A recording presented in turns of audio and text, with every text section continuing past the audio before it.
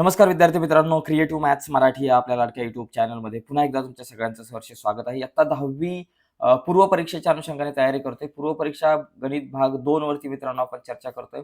पूर्व परीक्षेला गणित भाग 2 ची प्रश्नपत्रिका कशी असेल, कशा प्रकारचं स्वरूप असेल, तर त्या अनुषंगाने चर्चा करूयात. तर ही एक प्रश्नपत्रिका मित्रांनो आपण बघूयात पूर्व परीक्षेच्या तयारीच्या अनुषंगाने. एक गोष्ट लक्षात घ्या, बोर्डाच्या परीक्षेचं जे प्रश्नपत्रिकेचं स्वरूप असतं, तेच प्रश्नपत्रिकेचं स्वरूप पूर्व परीक्षेचं असतं, एवढं समजून घ्या. ओके. तर या प्रश्नपत्रिकेच्या स्वरूपामध्ये जर आपण बघितलं तर प्रश्न क्रमांक पहिला, प्रश्न जर तुम्ही पहिला बघितला, प्रश्न क्रमांक पहिल्यामध्ये 2 प्रश्न असतात, ए आणि बी. ए 4 मार्काला, बी 4 मार्काला, असे 4 आणि 4 8 मार्काचा हा प्रश्न आहे. जर तुम्ही ए मध्ये विचार केला तर ए मध्ये सगळे मल्टिपल चॉईस क्वेश्चन असतात, जे आता आपण बघणार आहोत. बहुपर्यायी प्रश्न म्हणजे एकूण 4 प्रश्न असतात. 1, 2, 3 आणि 4. ए मध्ये एकूण 4 प्रश्न असतात आणि हे सगळे बहुपर्यायी प्रश्न असतात. एका प्रश्नाला तुम्हाला 1 मार्क, असा हा 4 मार्काचा प्रश्न. जसं की इथं एक पहिला प्रश्न दिलाय, की खालीलपैकी कोणते पायथागोरसचे त्रिकूट आहे?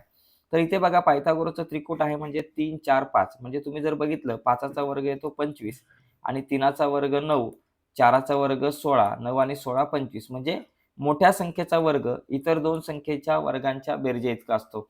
म्हणून आपण म्हणणार की बाबा हे पायथागोरसचं त्रिकूट आहे. कधी-कधी असा प्रश्न विचारला जाऊ शकतो, की खालीलपैकी कुठले पायथागोरसचे त्रिकूट नाही? म्हणजे 4 पैकी 3 त्रिकूट असलेली दिली असतील आणि चौथं एखादं कुठलं तरी असेल, की जे त्रिकूट नसेल. अशा प्रकारचा प्रश्न सुद्धा आपल्याला येऊ शकतो. आता इथे खाली बघितलं, पुढचा प्रश्न बघा. ओ केंद्र असलेल्या वर्तुळात आंतरलिखित एसीबीचे माप 65 अंश आहे. समजा आपण एक वर्तुळ काढलं ओ केंद्र असलेल्या वर्तुळामध्ये. कंस कोन एसीबी बघा, कोन ए, सी आणि बी याचं माप आपल्याला दिलेलं आहे 65 अंश. ठीक आहे. तर त्याने आंतरखंडित केलेले कंस ए एक्स बी चे माप किती? आता त्याने आंतरखंडित केलेला हा जो कंस ए एक्स बी आहे त्याचं माप किती?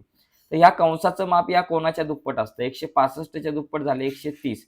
तर 130 अंश माप असणार आहे. कधी-कधी ना कंस एसीबीचं माप विचारलं जाईल. मग कंस एसीबीचं 360 मधून 130 वजा केले की 230 वगैरे काहीतरी येतील. पण इथं सध्या उत्तर 130 आहे. तर आंतरलिखित कोनाच्या प्रमेयानुसार आपण हे गणित सोडवू शकतो.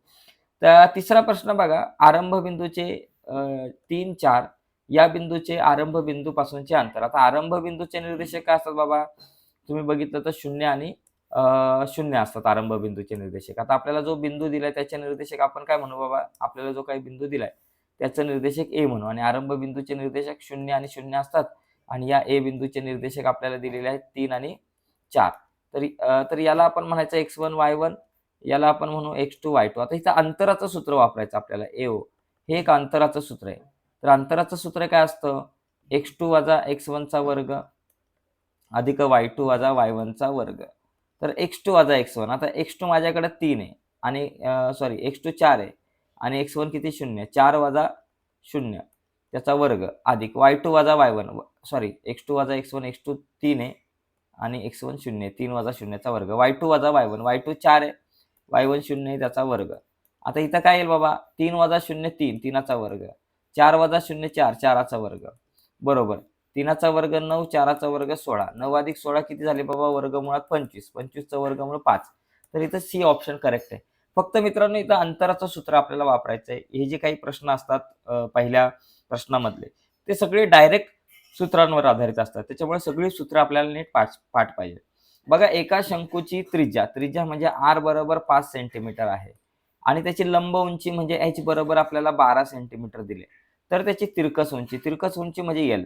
ती काढायचं सूत्र आहे l वर्ग बरोबर r वर्ग अधिक h वर्ग. r ची किंमत 5 आहे, 5चा वर्ग. h ची किंमत 12 आहे, 12चा वर्ग. 5चा वर्ग 25, 12चा वर्ग 144. 144 आणि 25 169. l चा वर्ग 169, मग l बरोबर किती? 169चं वर्गमूळ 13. म्हणजे तिरकस उंची आपल्याकडे किती? 13 सेमी आहे. तर फक्त तुम्हाला ऑप्शन इथं लिहायचं आहे. हे काय सोडवून दाखवायची गरज नाही. हे कच्चं काम कुठेतरी एका बाजूला करायचं आहे. आता पहिल्यातला बी जर तुम्ही बघितला, तर पहिल्यातल्या बी मध्ये एकूण 4 प्रश्न असतात. 4च्या 4 प्रश्न तुम्हाला सोडवायचे असतात 1-1 मार्काचे.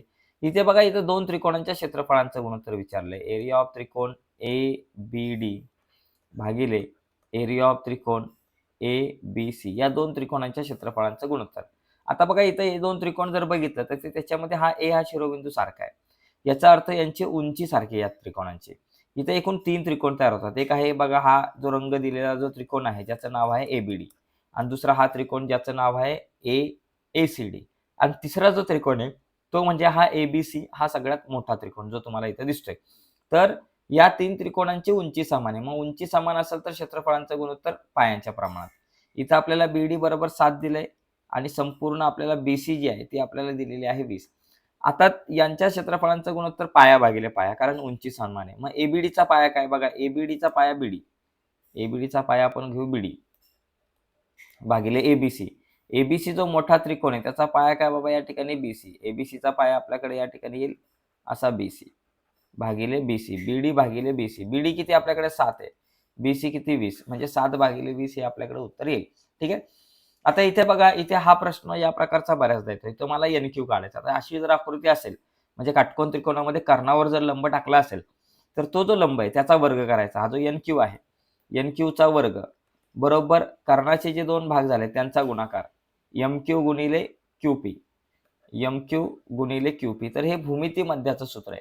मी शॉर्टकटमध्ये लिहितोय सगळं, तुम्हाला परीक्षेला डिटेलमध्ये लिहायचं आहे. MQ किती 9 आहे, गुणिले QP किती 4.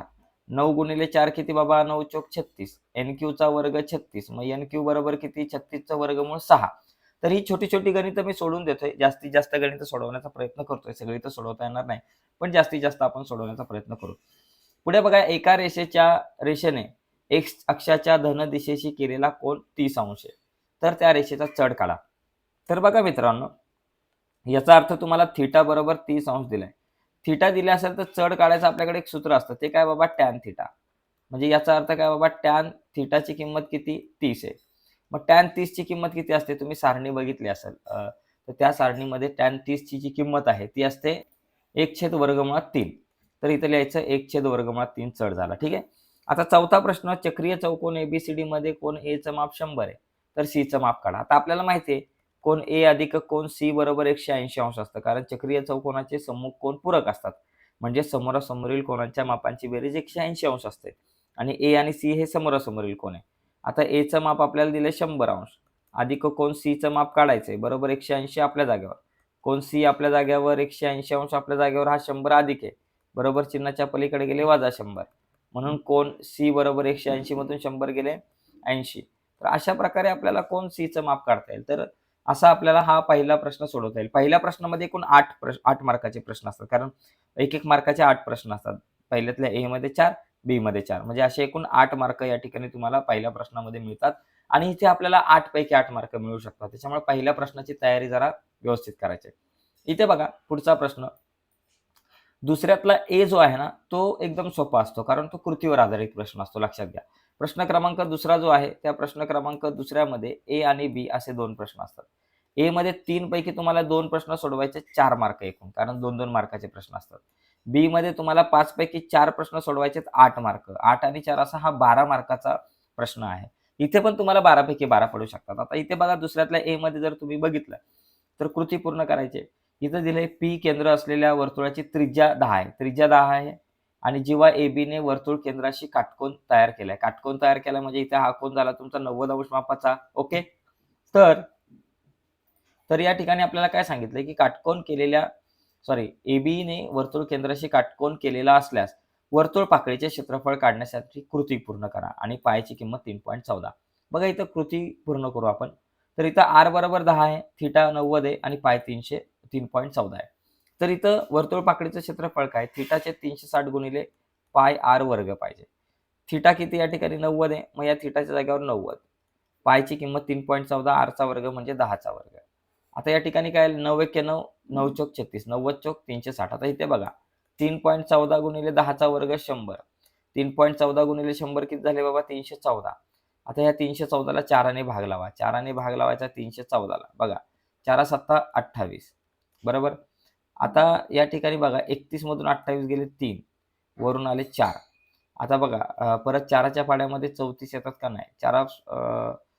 4 7 28, परत 4 7 28. आता 34 मधून 28 गेले 6, एक शून्य घेतला, एक पॉईंट घेतला. नाही ना, 4 8 32 येतील. 4 7 28, 4 8 32 येतील, बरं का.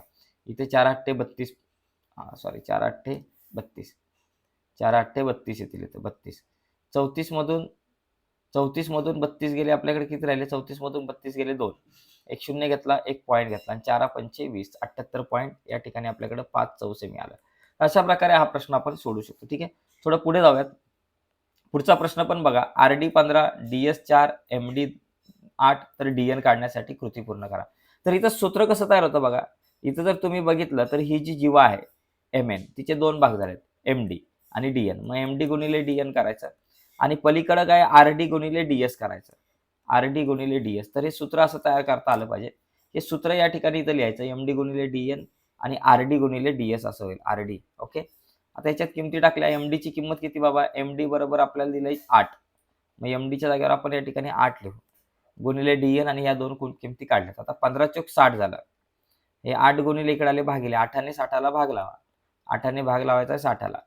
8 7 56 बरोबर. 60 मधून 56 गेले 4. एक शून्य घेतला, एक पॉईंट घेतला आणि 8 45 7.5. तर 7.5 हे आपलं उत्तर असलं पाहिजे. ठीक आहे. तर एकदम सोपे प्रश्न असतात. 4 बॉक्स असतात मित्रांनो या प्रश्नामध्ये. तर 4 बॉक्स मधल्या प्रत्येक बरोबर बॉक्सला अर्धा मार्क. म्हणजे इथे तुम्हाला अर्धा मार्क, इथे अर्धा मार्क, इथे अर्धा मार्क, इथे अर्धा मार्क असे करून आपले 2 मार्क होतात. प्रत्येक बॉक्स महत्वाचा आहे. पुढे बघा.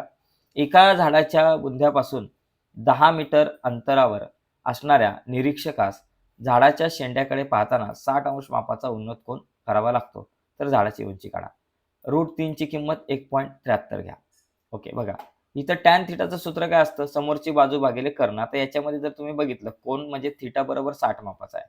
झाडाची उंची म्हणजे h. BC बरोबर तुम्हाला दिलेली आहे 10.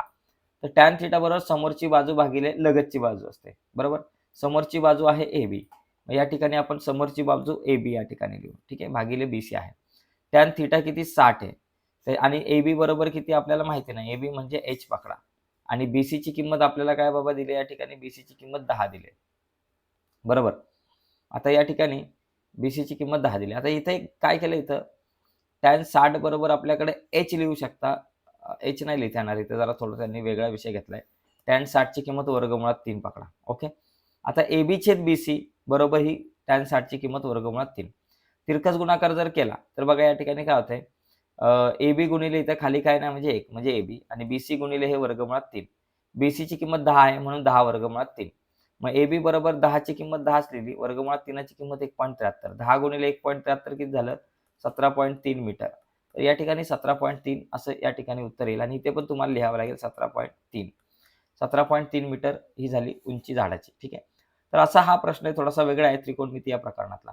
आता बी जो प्रश्न आहे त्या बी प्रश्नामध्ये आपल्याला काय करायचं असतं? बी प्रश्नामध्ये 4 प्रश्न सोडवायचे असतात 5 पैकी.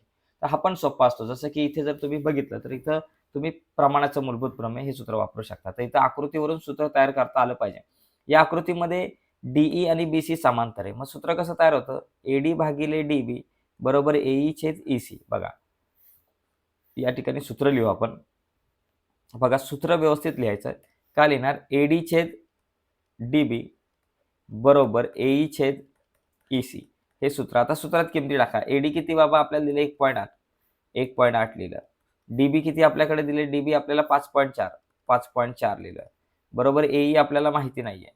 आणि भागिले EC किती 7.2. आता बघा 18 एके 18, 18 त्रिक 54 म्हणजे इथं आलं 1/3 बरोबर AE छेद 7.2. आता तिरकस गुणाकार करा. AE गुणिले 3 3 AE बरोबर 7.2 गुणिले 1 7.2 बरोबर AE काढायचंय.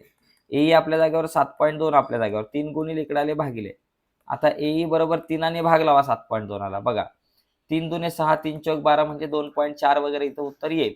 तर एकदम सोपा प्रश्न आहे मित्रांनो. फक्त इथं डिटेलमध्ये लिहायचं. मी जरा शॉर्टकटमध्ये देतो. जसं की डिटेलमध्ये लिहिताना म्हणजे सुरुवातीला लिहायचं की बाबा त्रिकोण ABC मध्ये DE समांतर BC म्हणून प्रमाणाच्या मूलभूत प्रमेयानुसार आणि मग सूत्र लिहायचं आणि मग सूत्रामध्ये किमती टाकायच्या. सूत्र तयार करताना काळजी घ्यायची. पुढे बघा आकृतीमध्ये त्रिकोण PSR मध्ये दिलेल्या माहितीवरून RES आणि PS काढा. आता या त्रिकोणामध्ये जर बघितलं तर या त्रिकोणामध्ये आपल्याला काय दिलंय की कोन P 30 मापाचा आहे. याचा अर्थ आणि त्याचबरोबर S 90 मापाचा. याचा अर्थ R जो आहे तो तुमचा 60 मापाचा आहे. म्हणजे इथे 30 60 90चं प्रमेय वापरू शकता. आता पहिली गोष्ट 30 60 90च्या प्रमेयानुसार जर RES मला काढायचंय तर RES काय बाबा किती कोणासमोरची बाजू आहे? 30 कोणासमोरची. 30 कोणासमोरची बाजू कर्णाच्या 1/2 पट असते. 30 कोणासमोरची बाजू काय असते? कर्णाचा 1/2 पट. 1/2 गुणिले कर्ण. कर्ण काय बाबा? RP. आता 1/2 गुणिले कर्ण RP 12. 2 के 2 12 म्हणजे 6. आणि त्याच्यानंतर एस-पी. एस-पी म्हणजेच पी-एस. पी-एस काय काय बाबा 60 कोनासमोरची बाजू. ती असते वर्गमुळात 3/2 गुणिले कर्ण. कर्ण काय बाबा आर-पी. आर-पी. मग इथं लिहायचं वर्गमुळात 3/2 गुणिले आर-पी किती बाबा आपल्याला दिले 12. आर-पी 12 दिलाय.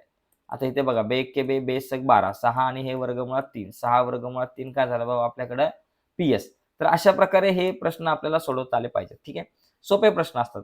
पुढे बघा इथं कोन एसीबी 52 आहे, तर एडीबीचे माप काढा. याचं माप तुम्ही 2 प्रकारे काढू शकता. आता एसीबी आपल्याला हा कोन जो आहे, याचं माप दिलंय 52. तर बघा लक्षात घ्या, आता हा कोन 52. कोन एचं माप किती असणार आहे 90 अंश, कारण ही स्पर्शिका आणि त्रिज्या प्रमेयानुसार. कोन बीचं माप पण 90 असणार, कारण स्पर्शिका आणि त्रिज्या प्रमेयानुसार. आता बघा हा 90 अंशाला, हा 90 अंशाला, हा 52 अंशाला, तर याचं माप काढता येऊ शकतं तुम्हाला. कारण चौकोनाच्या 4 कोनांच्या मापांची बेरीज 360 अंश असते. म्हणजे चौकोन ए, डी, बी, सी याच्यामध्ये जर बघितलं, तर आपल्याकडे काय येतं कोन ए अधिक कोन सी अधिक कोन बी अधिक कोन डी बरोबर 360 अंश. ठीक आहे. हे लिहायचं. कोन एचं माप 90 अधिक सीचं माप 52 अधिक डीचं माप आपल्याकडे बीचं माप 90 आणि अधिक कोन डीचं माप काढायचंय बरोबर 360 अंश. 90 आणि 90 180. 180 आणि 52 किती झाले बाबा 8 5 13 232. 232 अंश अधिक कोन डी बरोबर 360 अंश. आता कोन डी आपल्या जागेवर, 360 आपल्या जागेवर, 232 पलीकडे गेला वजा झाले, अधिकचे झाले वजा 232. ठीक आहे. इथं जरा व्यवस्थित लिहू. अधिकचे वजा 232 होतील. ठीक आहे. या ठिकाणी मग इथे लिहायचं वजा 232. म्हणून कोन डी, डीचं माप काय बाबा, डीचं नाव एडीबी. एडीबी किती झालं बाबा 360 मधून आपल्याला 232 वजा करायचे. बघा 0तून 2 जात नाही, 10तून 2 गेले 8, आजच्याला 1, 6तून 3 आणि 1 4 गेले बाबा आपल्याकडे आले 2. इथं आपल्याकडं आजच्याला काय नाही येणार आणि 3तून 2 गेले आपल्याकडे 1, 128. मग इथे लिहायचं बाबा 128 अंश. म्हणजे तुम्ही लिहू शकता की बाबा या कोनाचं माप 128 अंश आहे. असा हा प्रश्न, किंवा तुम्ही कोन डी अधिक सी बरोबर 180 करून सुद्धा काढू शकताय. आता हे बिंदू एकरेषीय आहेत की नाही हे ठरवा. याच्यावरती आपण नंतर विचार करू, कारण हे जरा मोठा प्रश्न आहे, सोडवायला जागा नाहीये. इथं साइन थिटाची किंमत 11/61 दिले, त्यावरून कॉस थिटाची किंमत काढा. इथे तुम्हाला एक सूत्र वापरायचंय, साइन वर्ग थिटा अधिक कॉस वर्ग थिटा बरोबर 1. हे सूत्र वापरले की तुम्ही उत्तरापर्यंत पोहोचाल. आणि बाकी पुढचे प्रश्न बघा पटापट बघून घ्या. प्रश्न क्रमांक 3 जो आहे, मी आता काय सोडून देत नाही, पण तुम्हाला सांगतो नेमकं काय असतं. प्रश्न क्रमांक 3 जर तुम्ही बघितला, तर या तिसऱ्यामध्ये पण ए बी असतात. ए 3 मार्काला असतो, ज्याच्यामध्ये ऍक्टिव्हिटी बेस्ड क्वेश्चन असतात. 2 पैकी 1 प्रश्न सोडवायचा आहे. आणि बी जो आहे त्याच्यामध्ये तुम्हाला 4 पैकी 2च प्रश्न सोडवायचे आहेत. 3 आणि 3 6 मार्काचा हा प्रश्न, म्हणजे 3 आणि 3 6 मार्काचा हा बी प्रश्न आहे. मग ए आणि बी मिळून किती होतात, हे 3 आणि हे 6 9 मार्काचा हा प्रश्न क्रमांक 3 असतो बघा. ठीक आहे. तर बघा अशा प्रकारे हा प्रश्न आहे, जरा नीट समजून घ्या. याच्यामध्ये बघा 2 प्रश्न दिले, दोघांपैकी 1 प्रश्न सोडवायचा ए मध्ये आपल्याला. आणि बी जर तुम्ही बघितला, तर बी मध्ये बघा हे 4 प्रश्न दिले, 4 पैकी आपल्याला 2 सोडवायचे असतात. त्याच्यामध्ये आकृती जर आली तर आपल्या हातातले मार्क असतात. आता चौथा जो प्रश्न आहे, खालील उपप्रश्न सोडवा. याच्यात काय दिलंय की चौथ्या प्रश्नामध्ये 2 प्रश्न असतात, 2 पैकी 3 प्रश्न असतात, 3 पैकी 2 सोडवायचे. 4 मार्काचे प्रश्न 3 असतात बघा. पहिला आणि हा दुसरा प्रश्न तुम्हाला दिसतोय आणि हा तिसरा प्रश्न दिसतोय. तिघांपैकी तुम्हाला कुठलेही 2 प्रश्न सोडवायचे आहेत. आणि 5वा जो प्रश्न आहे त्याच्यामध्ये दोघांपैकी आपल्याला 1 प्रश्न सोडवायचा असतो. ठीक आहे. तर अशा प्रकारे ही एक प्रश्नपत्रिका बघितली मित्रांनो. तर तुम्हाला जर व्हिडिओ आवडले असेल तर प्लीज व्हिडिओला लाईक करा. जर तुम्ही नवीन असाल आपल्या चॅनलवर आणि अजूनपर्यंत तुम्ही आपला चॅनल सबस्क्राईब नसेल केला, तर आत्ताच आपला चॅनल सबस्क्राईब करा आणि त्या बाजूला असलेलं बेलचं बटन दाबा, जेणेकरून आम्ही अपलोड केलेल्या प्रत्येक नवीन व्हिडिओची नोटिफिकेशन सगळ्यात अगोदर तुमच्यापर्यंत पोहोचेल. बाय मित्रांनो, धन्यवाद सर्वांना.